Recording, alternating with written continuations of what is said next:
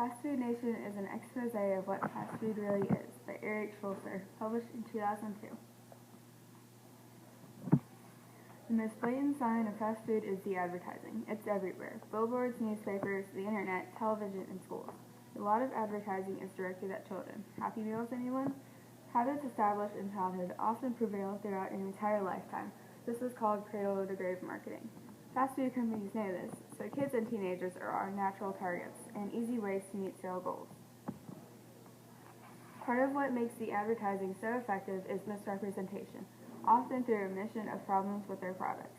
This is rather the point of advertising, true, but would be beneficial if heads up were given of the empty calories, manufactured flavor to replace the real flavor, taken by processing, and actual appearance of the food being served at, say, McDonald's.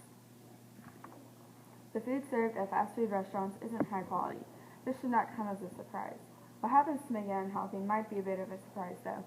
Cattle are fed on grain, not grass. They may not be designed for it, but it makes them fatter. In addition, the cattle, chicken, and pigs are fed manure, protein, growth hormones, and excessive amounts of antibiotics. These practices are outlawed in Europe. In the slaughterhouses, there is a minimum amount of cleaning, so there are feces and other substances on the floor. Any meat bits are reprocessed and put in the meat, along with sick and already dead cattle.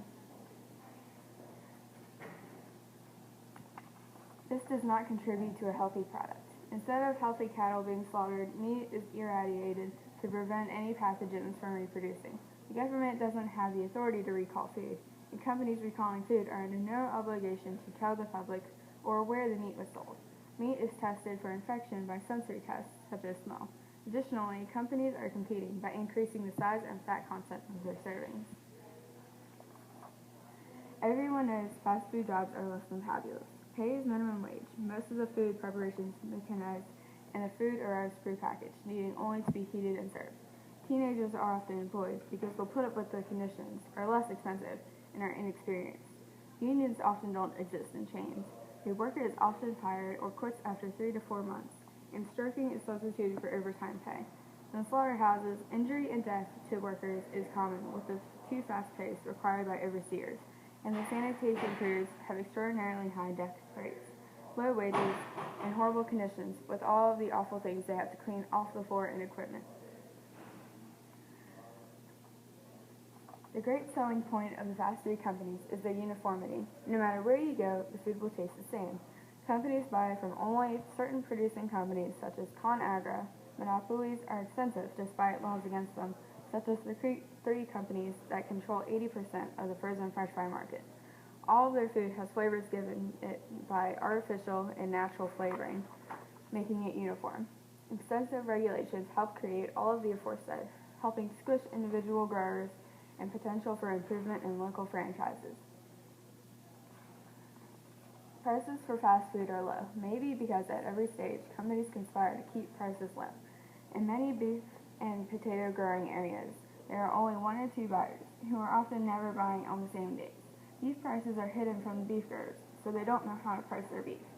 Regulations for franchisees and growers are very specific and strict. Violations are counted with termination of the contract. Perhaps the worst part is the ignorance of Americans on this topic, and it cannot be explained away with the companies hide it, though this is certainly true. The McLeod case in England proves that it is in fact possible to discover these facts, if this book was inadequate evidence. The lure of cheap, tasty, convenient food prompts many people to be willing to gloss over the ugly aspects of this industry. Much from the enclosed fence and insecticide-covered fields to the plastic tray on the counter is considered normal and innocuous, maybe even a good thing. Fast Food Nation disagrees and explains why. Fast Food Nation shows that the fast food industry is not what it seems.